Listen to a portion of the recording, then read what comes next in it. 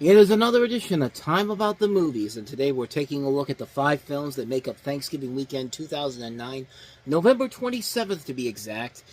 And let me just say, we're going to start off on a really, really bad note, because the first film we have here is one of my worst movies I've ever seen in my life, but I swear we are going to get better as we go along here, especially when we get towards the more independent releases, or the films opening in limited release. But before we get to those movies, we got to dig through the bottom of the barrel. Let's take a look at one of the worst comedies I have ever seen in my life, the true worst disaster in Disney history, because this is their movie, and the ripple effect of what happened after this movie came out was just, it completely ruined everything they had planned for this director, the people involved in it.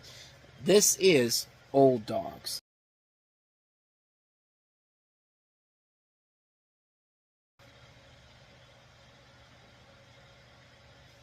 Yeah, it's that bad, people.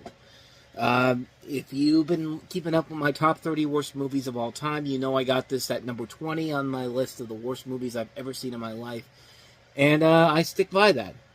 This is one of the worst movies I've ever seen in my entire life. You know a movie is bad when they can't even decide who to release it under, because this was originally a Touchstone movie. But then Disney decided to take it over because why the fuck not? No, seriously, why the fuck not? It's kind of like the opposite of Gone Fishing, when, you know, all the marketing had it under Disney, and then Touchstone all of a sudden took over at the last minute, even though they don't change the studio credits on the DVD for it. But trust me, Gone Fishing is Citizen Kane compared to this garbage here. So let me just kind of sum this up here, because I've gone into greater detail about how much I hate this film.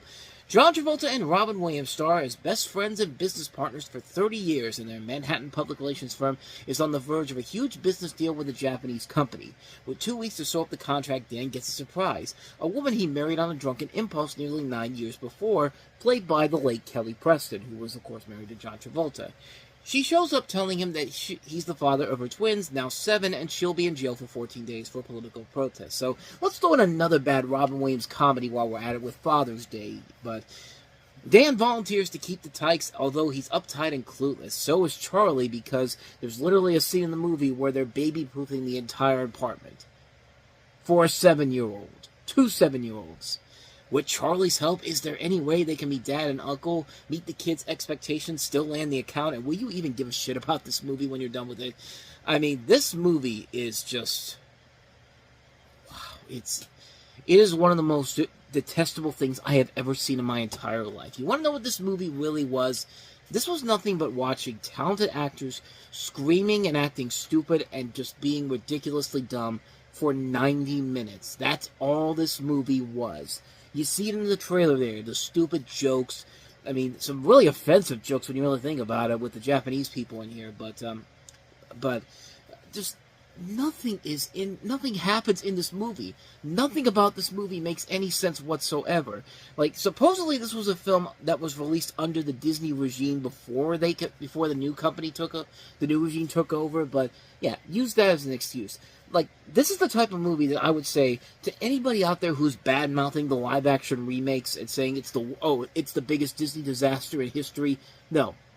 This shit right here is the biggest Disney disaster in history. This movie is ungodly awful. This is one of the most unfunny, the most obnoxious, the most annoying, the most insufferable movies I've ever seen in my entire fucking life. It's that bad of a movie. This is a film that had such a ripple effect because they were supposed to do a Wild Hogs 2 after this, and they never did it because this movie flopped. Not only that, they had one in Rome come out a couple months later, which was also terrible and did poorly at the box office. And then later on that year, they had You Again, which was also another film that flopped at the box office. So basically, Wild Hogs 2 and pretty much any comedy they had. This movie basically kind of led to the beginning of the downfall of Touchstone Pictures, because they were gone within like less than 6 years after this movie came out. I mean, that's how bad this movie is. The ripple effect this thing caused. I mean, the live-action remakes from Disney you could say that those are the biggest Disney disasters of all time. I would go as far as to say that the live-action Disney films between 97 and 2000 were much, much worse than those live-action remakes. But regardless, no matter what anybody tells you, This is the biggest disaster in Disney history. This movie was an abomination. It was unbelievably awful. It was not funny. It wasted so many good talents. I've gone into greater detail about this. You can go check out the video. I'll leave a link to it in the corner.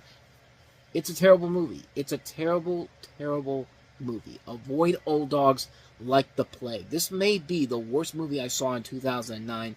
I could be wrong on that, because I don't know if I have anything up before that, but I think I did have this as the worst movie of 2009. This is the pinnacle of bad comedies released in 2009. And there were a lot of bad comedies, but this one was the bottom of the barrel. So with that said, let's go ahead and move on to the next movie that we have here, which is not a great movie either, but it is certainly a lot better than Old Dogs, and that is Ninja Assassin.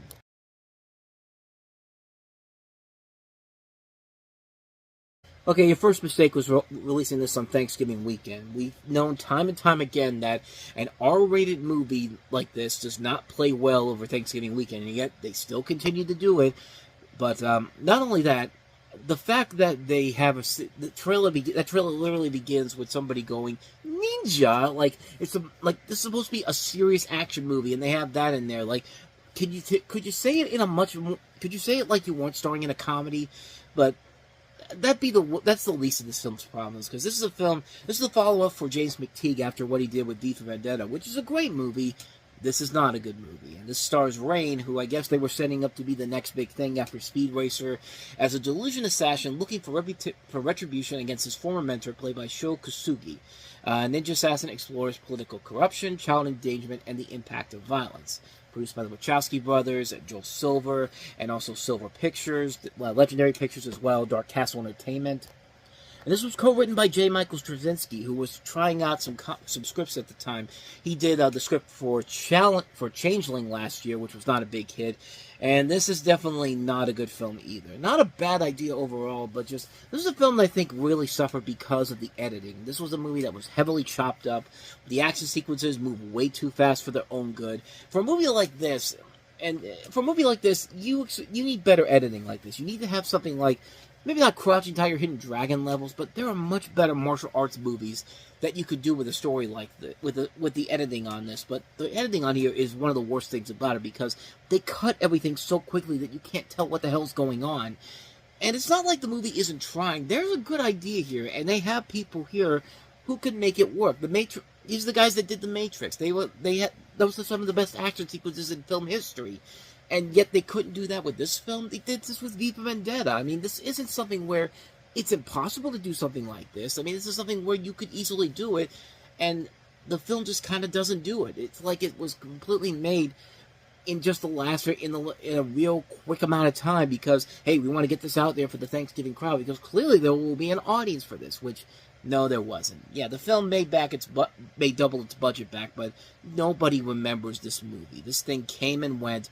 Critics trashed it. It wasn't a big box office hit overall. Yeah, it made back its money overseas, but here it did not do so well. It brought in only $38 million here in North America, which is still more than the $30 million they spent on it. But maybe they could have spent more money to fix the script, and maybe they would have had something there. But it is what it is. So that's Ninja Assassin. So let's get to some good stuff finally. Let's go ahead and move on to our next movie, which is Viggo Mortensen starring in The Road.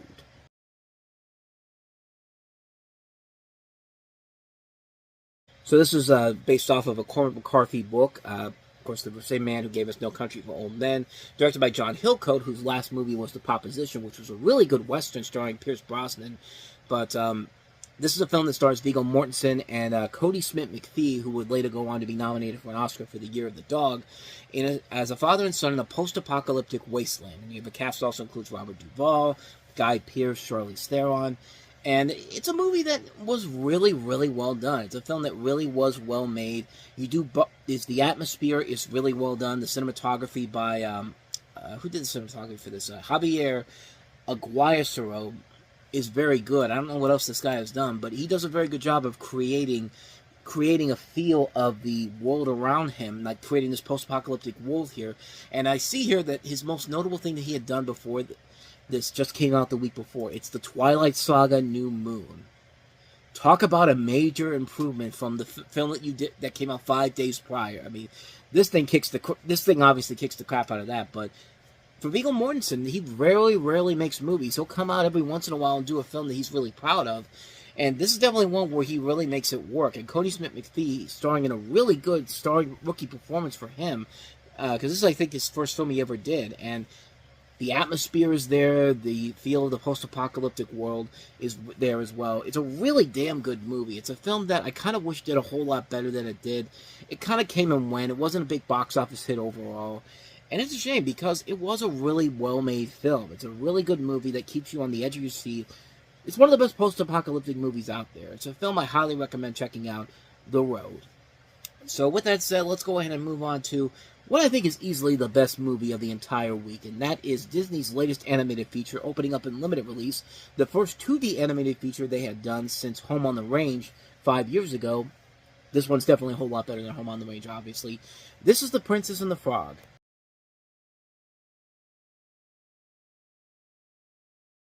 I really love the hell out of this movie. I was really excited to see this movie for a couple reasons. One, Disney's first 2D animated film in 5 years. Two, the first big 2D animated feature we had seen since the Simpsons movie 2 years prior to that. And just three, it just looked like a really damn good movie and a film that felt like it was going back to what makes Disney's animated classics so special. I mean, this was a movie that I had a lot of high expectations going into it when I saw it, and I'm really glad that I came out of it feeling very, very happy with what I saw.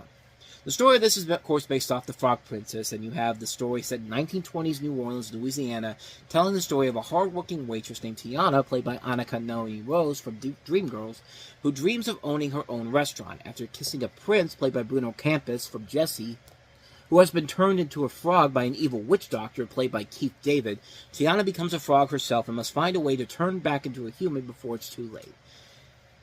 And really, this is a film that I feel like is just pitch perfect. I mean, one, it's the return of 2D animation, and this is really kind of the film that started what I like to consider that was like the Little Mermaid in the third Disney Renaissance as a whole. I mean, this really is right now the third Disney Renaissance. The second Disney Renaissance was the late 80s, early 90s, and now we're kind of in that third Renaissance between, you know, the late 2000s and the mid 2010s, because that's when Disney was kind of back on track after having a couple of rough years between 2002 and 2007, I think, 2007, because they didn't have anything out in 2006, if I'm not mistaken. Not something they owned. So this was technically kind of their Little Mermaid. Like, Lita Robinson's was their Great Mouse Detective. Bolt was their Oliver and Company. This is their Little Mermaid. Although the next movie they would do, the Tangled, kind of got... I don't know. It's kind of hard to decide if Tangled or Winnie the Pooh would be the kind of the rescuers down under. Tangled was not a big hit when it came out at first, but it has gone on to have a major following to it. And Winnie the Pooh really did not do well because they made the stupid decision of releasing Winnie the Pooh on the same day Harry Potter and the Deathly Hallows Part 2 came out. We'll get to that in 2011 because that's a whole different thing. That's a whole other thing we could talk about altogether. But as far as this movie goes, this is just a great, great movie. I really love the hell out of this movie. I really love these characters overall. You get so attached to Tiana's storyline. I mean, no matter what color your skin is, you can really see her situation here, and you can really buy into the fact that she has all these dreams, and she has the chance to, she's working her butt off. That's one of the things I really like about the movie, is that, you know, the whole thing is that, you know, you can dream all you want to, but in this movie, it's just like, yeah, you can dream, but you also have to work, too, to make it happen. And she works her butt off so much in this movie. Like, she has so many jobs. Like, there's, in the beginning, like, she comes home from one job, sleeps for about 2 seconds, and then she's got to go and get ready for this other job. And she's putting all this money together to buy this restaurant where she thinks, there's a point where she thinks has the money to cover it. And then, the people who she's buying it from, unfortunately they have another offer to her, and, they basically say, well, because of your background, I mean, you might as well stick to where you're at right now. It's just like, you see her working her butt off just trying to get this dream of hers, and it's like, no matter what you do, life is going to give you, it's like what I've been saying for the last couple of years, life does not give you happy endings at times, and this is kind of one of those examples. But it also works because you just have so many good characters to work with. I love her best friend in this movie. Like, it would have been so easy to make her kind of like a bad guy or so, kind of like an antagonist or something like that. But no, she is more than willing. She is more than she's more than just a friend. She really does feel like a real friend to her. Like, she is willing to help her out. You know, she was willing to give her the money to get this restaurant. She was willing to help her out with the dress and all that after she ruins it at this party. I mean, this is a really, and she's a really funny Disney character as a whole. She's just a ton of fun on screen. I can't remember who did the voice for her. I think it's Jennifer Cody, if I'm not mistaken, but she makes it work, and you know, she's really a ton of fun in this. All the characters here are a ton of fun. The witch is the doctor in this. Dr. Facilier is one of the great Disney villains. I mean, he's such a fun-looking design overall. The bad guy he's such a good bad guy too. He's got one of the great Disney villain songs of all time, and of course you got the voice of Keith David. How can you go wrong with that? And yeah, it's a fun adventure film overall. The animation is top-notch. The story overall is well done. It's a return to form for Disney. This is the kind of stuff that we want to see from Disney overall. Like, yeah, we can accept. Yeah, we're more than willing to accept the CG animated movies if they're good. I mean, they were proved that they were good, but I want to see them go back to making 2D animated movies like this again. I know it's kind of hard. I know it was kind of hard to do even back then because this was a high-budgeted movie overall, and I don't think this movie was a massive hit when it came. It made. I'd say that it wasn't a massive hit overall, but I know it cost a lot of money to produce. Yeah, it was a movie that cost $105 million to make. It barely made $100 million domestically, but it did eventually make its money back overall thanks to overseas markets with $271 million worldwide. So I guess it did make its money back overall, and it has gone on to have a big cult following in the long run, especially, and not even just a cult following, but just a following in general, because in the years since then, there has been now a refurbishing of Splash Mountain called Tiana's Bayou Adventure, and I know this because, well, obviously you can tell if you go online to find it, but, I got this off of Macari whenever they announced this. I guess they were giving these out at D23. One of these Tiana's Bayou Adventure handkerchiefs, and it's really cool. I mean, I'm not a type of person that probably would go on Splash Mountain unless it was not a hot day out. But then again, maybe it is probably the best day to go out on a hot day. I mean, I'm not really much into water rides, honestly, but this is one I probably would want to ride overall, just because I love this movie so much. There are a lot of criticisms that the film has, and yeah, there's a couple of little nitpicky things too. Like one of the things that they don't really catch you up on is when the fact that they get turned into frogs, and all of a sudden they can talk to the dog in this movie. The dog can talk to them. It's never brought up again. Like there's one scene where the dog is questioning where the dog says Tiana, like the dog is like she knows the dog and all that, but you never hear that dog again. Like that dog never comes back in the movie. It makes no sense why that even needed to be in there. But like, you know, that was there. You know, there's also the thing that people kind of have against the movie is the fact that you got the first black Disney princess ever, and she spends half of the movie as a frog. Well, then again, what's the point of doing the movie then? I mean, that's something where it's a neat little twist on the Frog Prince storyline overall. Because I've never read the original story, but I could have sworn that she doesn't turn into a frog when that happens, and so they took that idea and said, let's just roll with that. And it works. It works here in this film overall, and I thought it did a very good job of handling that. The music overall is really good. Randy Newman does a very good job with the songs. I mean, it's a great movie, man. It's a film I love to death. This is a movie that anytime it's on television, I gotta watch it because I just love it so much. It's a great movie. The Princess and the Frog, one of the best movies of the year. And yeah, it's a movie that I loved it back then. I still love it now. Great, great film. So with all that said, let's go ahead and move on to our last film that we have here. One you probably have not heard of, but you really should, because it really is a damn good movie. Zac Efron, Claire Danes, and the story of Me and Orson Welles.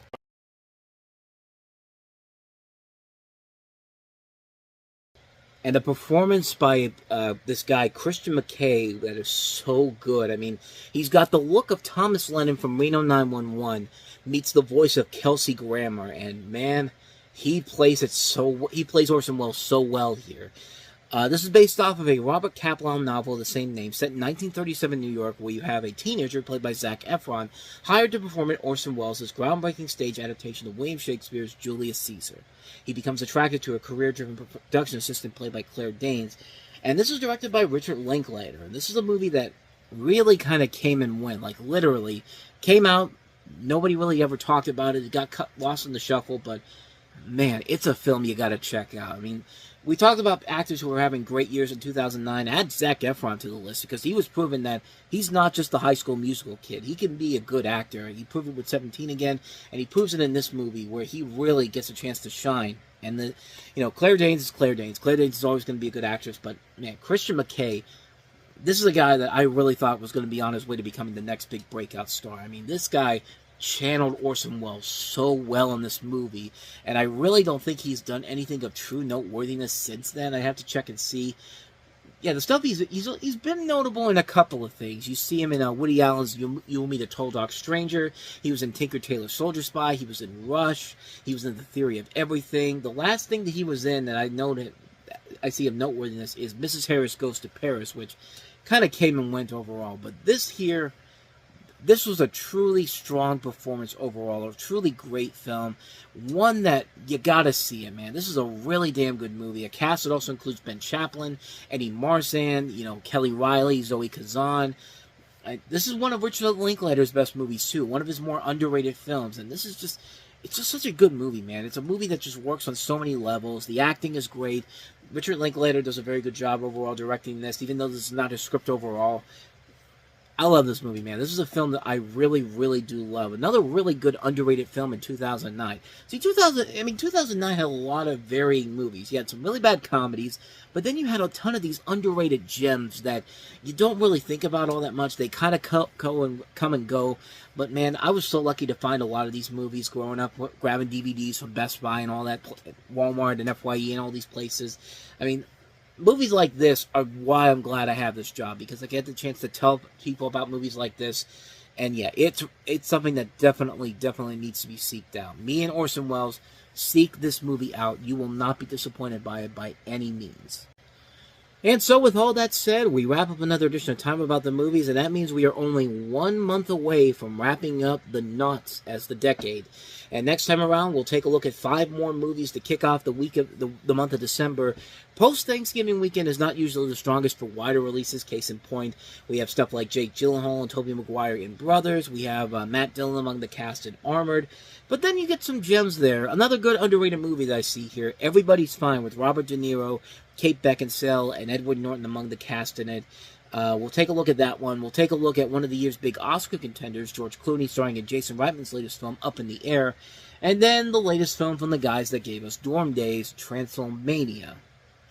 Take a gander of how good that movie's going to be, considering how I feel about the other Dorm Days movies. But we'll take a look at those 5 movies coming up tomorrow on the show, so definitely be on the lookout for that. But with all that said, thank you so much for watching this, and I hope you enjoyed it. If you did, go ahead and hit that playlist on the next page. Check out the previous episode. And also, don't forget to hit the like button, the subscribe button, the notification button, and the bell. That's where you get updates on when new videos come out. And we do post new videos here every day. So, with all that said, I'm off. I'll see you guys next time. And until then, as always, take care.